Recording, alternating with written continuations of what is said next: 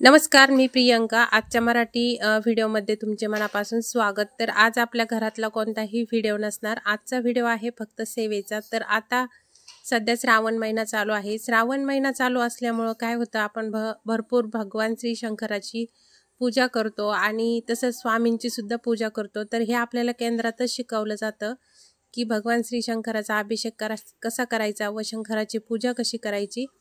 तर चला, मला जायचं होतं सेवेला. तर तुम्ही आत्ता पाहिलंच असेल, थंबनेलवरून लक्षातच येईन की भगवान श्री शंकरांनी खूप ह्या महिन्यामध्ये माझ्याकडून सेवा करून घेतली.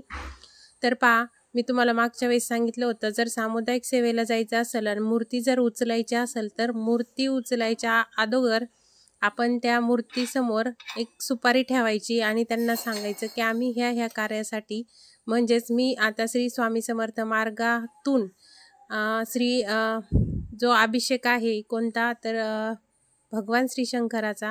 तर मी ह्या श्री स्वामी समर्थ मार्गातून आज भगवान श्री शंकराची सेवा करता सामुदायिक सेवेला आज मी भगवान श्री शंकराची मूर्ती घेऊन चालले आहे.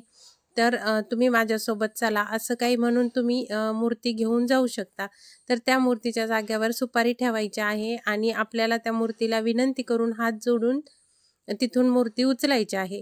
असं जर तुम्हाला कधी पण कोणत्या अभिषेकाला वगैरे जायचं असेल तर असं करायचं. तर ताईंनो, त्यांनी पहा किती निवेदन केलं. तर ह्या सेवेच्या प्रतिनिधी आहेत स्वरूपाताई पंडित. तर त्यांनी पहा किती व्यवस्थित म्हणजे केलं होतं की सगळ्यात आधी ज्या लेडीज येणार त्यांना हळदी कुंकू देऊनच आतमध्ये एंट्री होती. तर हळदी कुंकू देत होत्या दोन लेडीज. आणि ताईंनो, इथं पहा सुस्वागतम म्हणून रांगोळी सुद्धा ज्या काय आपल्या सेवेकरी ताई आहेत त्यांनी काढल्या होत्या. आणि साईडला जेवढ्या पायऱ्या आहेत ना तेवढ्या पायऱ्याला सुद्धा रांगोळी काढल्या होत्या.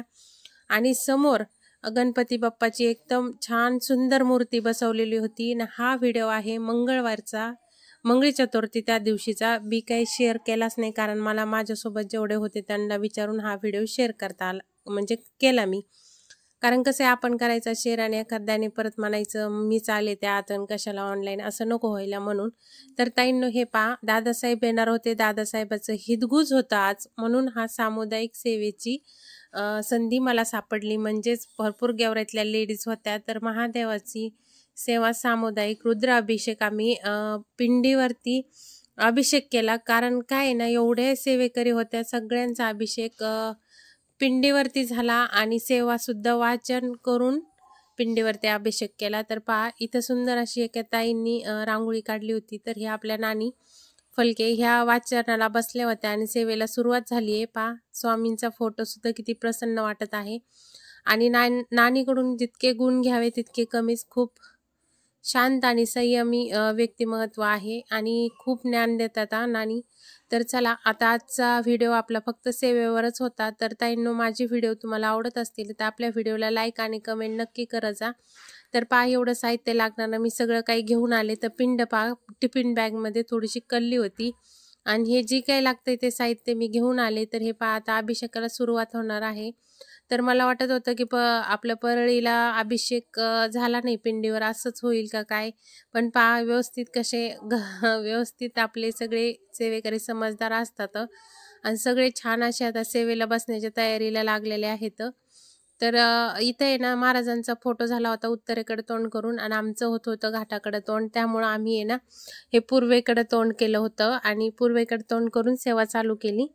आणि नंतर आरती झाली, महाप्रसाद झाला. खूप वेळ झाला होता ताईंनो यायला. संध्याकाळी आम्हाला 9:30 वाजले होते आणि आम्ही गाडीवर गेलो होतो. कसलीही भीती वाटली नाही.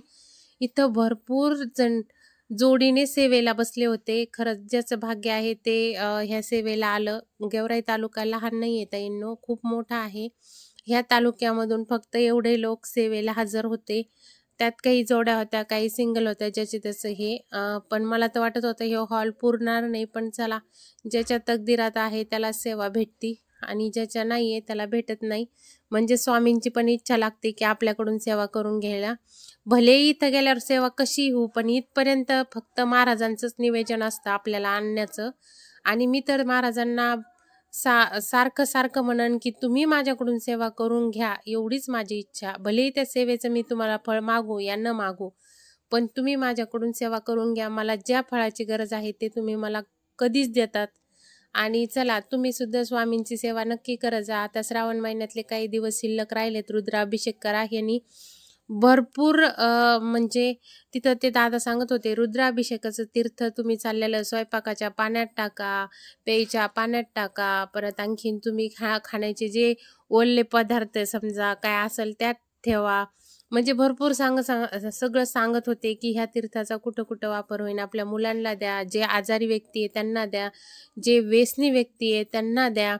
म्हणजे असं ते 5-5 मिनिटाला म्हणजे तिथं एवढं कोरडं पडूस तर सेवेकऱ्यांना सांगत होते, थोडी बडबड कमी करा, पण मार्गदर्शन ऐका. म्हणजेच त्यांनी काही दिवस सेवा केलेली असती, काही दिवस त्यांना आलेले अनुभव असतात, तेच आपल्यासोबत ते शेअर करत असतात. तर इथं पहा, गेवराईचे जे आपलं चिंतामणी मंदिर आहे तिथले बाबा आहेत हे.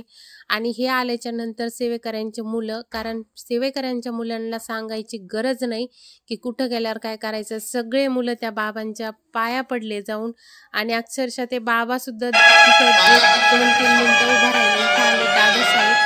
तर आमच्या छोट्याने दादासाहेबांचा व्हिडिओ एकदम जवळून घेतला. दादासाहेबाचं आगमन झालं होतं 7:30च्या दरम्यान, जवळपास यायला 7:30-8 वाजले असते. कारण धाराशिवला त्यांची केंद्राचं नियोजन होतं व ती जागा आखून केंद्र कसं बनवायचं त्यासाठी ते थोडा लेट झाला त्यांना यायला. नेमकं पण दादासाहेब आले की आपल्या गेवराई शहरामध्ये पावसाची सुरुवात झाली आणि आज सुद्धा खूप छान गेवराई परिसरामध्ये पाऊस चालू आहे. आणि पर्जन्य सुक्त सुद्धा सेवेमध्ये एवढ्या लोकांनी सामुदायिक घेतलं आणि इथं दादासाहेब आलेले आहेत. तुम्हाला जर माझा व्हिडिओ आवडत असेल तर व्हिडिओला लाईक आणि आपल्या चॅनलला सबस्क्राईब करा, जेणेकरून तुम्हाला माझे असेच नवनवीन सेवेचे व माझ्या घरातले व्हिडिओ पाहायला भेटतील. तर ताईंनो, महाराजांनी आपले दादासाहेबांनी काय केलं, खूप मार्गदर्शन केलं. त्यावेळेस काय व्हिडिओ घेतला नाही, मार्गदर्शनच ऐकण्यात गेलं. तर हे सगळे व्हिडिओ माझ्या छोट्याने घेतलेले आहेत माझ्या मुलानं.